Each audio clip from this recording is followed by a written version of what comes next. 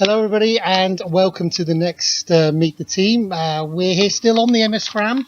As you can see, the most important area on the MS Fram in the background, the bar, which is really good up here in the observation lounge. And I am with our next Meet the Team interviewee. And introduce yourself. Yeah, my name is Lina. I'm expedition leader on Fram now. And this is the most important place we have. Here's where we come between landings to have a nice coffee, and then we go out for a new landing. Excellent. So there we go. Question number one. Who we've got interviewing with us today, which is Lina, our expedition leader. How long have you been working for Expedition Lina? For 17 years. Long time. I grew up here. So I started on the Norwegian coast working on Nord-Norge. Excellent. Yeah. So these answers are going to be really exciting. So we've got some great answers over the last few interviews, but as you can imagine, 17 years of experience is going to give us hopefully a new set of answers. So question number two, which ship are you normally based on? So I've been on Fram for the last 10 years, and this is my last trip on Fram. So I have 2 days left, and then I'm going to move over to Spitsbergen. For the summer, I'll be on Spitsbergen on the island Spitsbergen, and be there for the summer, and then over to Midnattssol for the winter season, or the summer season there, Antarctica. Excellent. So again, a good mix of the small ships and obviously Midnattssol. Yeah, I'm excited about that. For her last season down in Antarctica at the moment, yeah. So which is going to be good. And MS Spitsbergen, similar size to Fram, just over. A little bit smaller, yeah. So that will be a little bit smaller, and then for the biggest one after that. So yeah, exactly. Good variation there. So, in your opinion, why are Hurtigruten the leaders in world exploration travel? Because of our experience, 17 years. No, but yeah, we do have a lot of experience, and also the captains have a lot of experience. And for me, working with the expedition team, we have really great people that has experience on their subject. So I think that's our strength, and then we learn from each other in the team. We've been exploring the polar regions since 1896 for Svalbard and Spitsbergen, and as Lina says, the experience is the key thing for us, and I think that's why customers come back time and time again. Yeah, and also the exploring. So we do really explore. Like now, when we went to Caribbean for the first time in 10 years, we did the same as we do in the Arctic and Antarctic. We go out in small places and just we're the biggest ship they have ever seen on some of these very nice islands. We were well received in Isla Providencia, and Corn Island, Cayos Cocheros. It was really great exploring also in the Caribbean. And that's great because that is showing our polar expertise, but in those much more warmer waters in between the poles, which we're going to hopefully see a few more destinations like that over the next few years. Definitely. Question number 4 then. What's your favourite part of the day on expedition? It is when everything is going, and it's because it's a lot of preparation to have a landing and then we prepare, we look at the weather, we make sure we are in the right place for the right time, and then when everything is in action, when people are out kayaking, people are ashore, everybody's happy, and we're doing what we plan to do, then that's my favorite time. And also when we come back on board. So after we have had a full day of action, often also when we have a little bit of a challenging landing, when we have some bad weather, when people have to kind of jump a little bit to get out of the boats, and when we come back on board, and it's always a really good mood in the dining room. Everybody has great day, great experience, good fun, and also again having that little extra that makes them feel they're on an expedition as opposed to a cruise where they're going into a port or a large tender boat that's taking them to a standard quayside on there. Question number 5, it's always the toughie. What's your favourite destination and why? Oh yeah, so of course I always like where I am. So now I like it here in Newfoundland, but I have to say Greenland. Because also since I've been on Fram for 10 years, I started sailing on Greenland, and like in the small places in Okosisat, we started to know the young children when they were young, and now we see they have grown up for 10 years, and we have this close connection with Greenland, and we have the local staff on board, and it's also You get to experience the culture, they invite you in, and also just the beautiful scenery. Ilulissat with all the iceberg, the ice fjord there, and it's just spectacular. And then you have the culture. So for me, that's special. Yeah. That's great. And the thing about Greenland is people don't realise how close Greenland is to many of our UK market, certainly.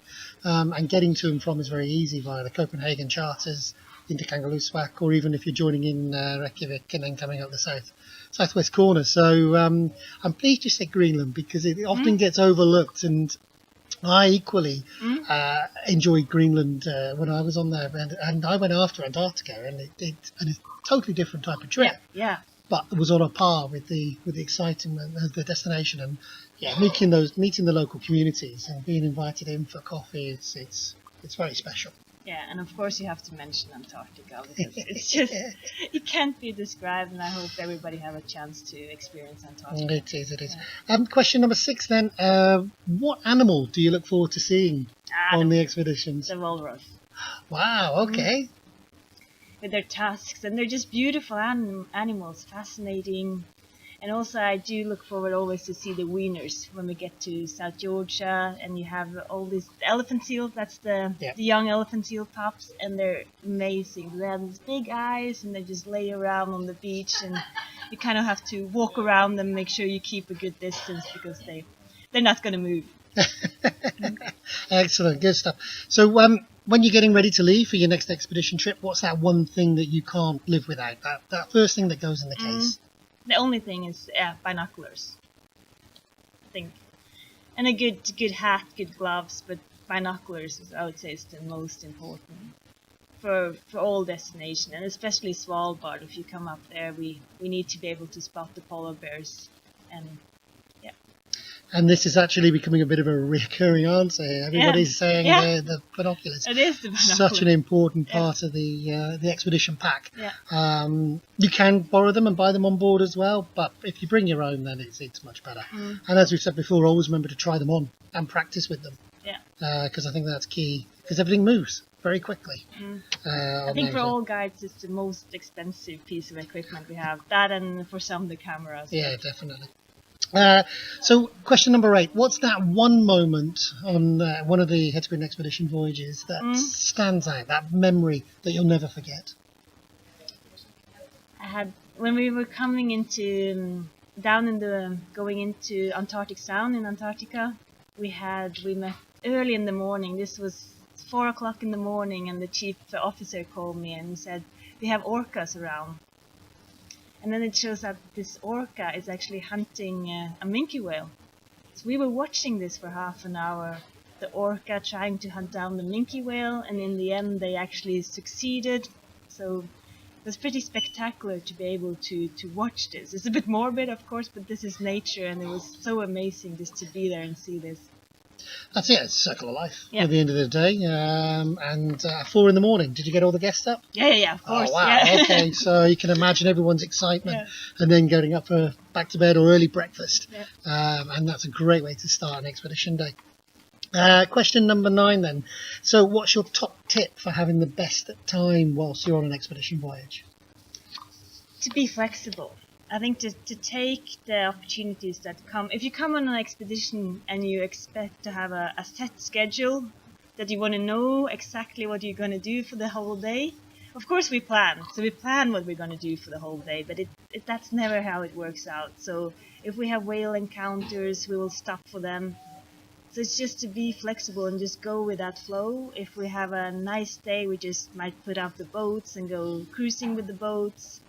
And actually to stay outside, not to stay in your cabin, but to stay in the panorama lounge, observation lounge, or outside on deck. That's when you experience. Yeah, that fresh air, the wind. And the wind. The wind blowing all my my dark hair away, as you can see here, and leaving me a lot more silver on that one.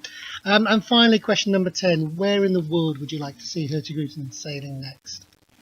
Franz Josef Land, I would really like to go, because of the history, of course, but also, I would just love to see it come up there. And also Wrangler Island would be nice if we can go there. I think Franz Josef Land is in the plan. I don't know. If It's on sale. Yeah. No, yep, Franz Josef Land is on sale for next year, 2019. We've got the 2 departures on the MS Spitsbergen, which is it's very special because it means that only 400 people maximum are going to get to experience that area with the 2 rotations. So really, really exciting. And I can tell you, it's already filling up on that particular trip. So there. So one of your wishes has been met, and obviously with it being your ship. Next year, then fingers crossed you'll get to. That I can stay on Spitsbergen. Yeah. Yeah, you'll be able to get up there and see. So Franz Josef, what's so special about it? So for me, it's the history with Nansen and Hjalmar Johansen ending up on Franz Josef Land, and it would be very special to see that place and the nature. I already love Svalbard, and I feel like this would be similar, but maybe a little bit more extreme. It's like a little bit when we go northeast on Svalbard, when we come to Kviteøya and these really remote places. I feel like Franz Josef Land would be like that.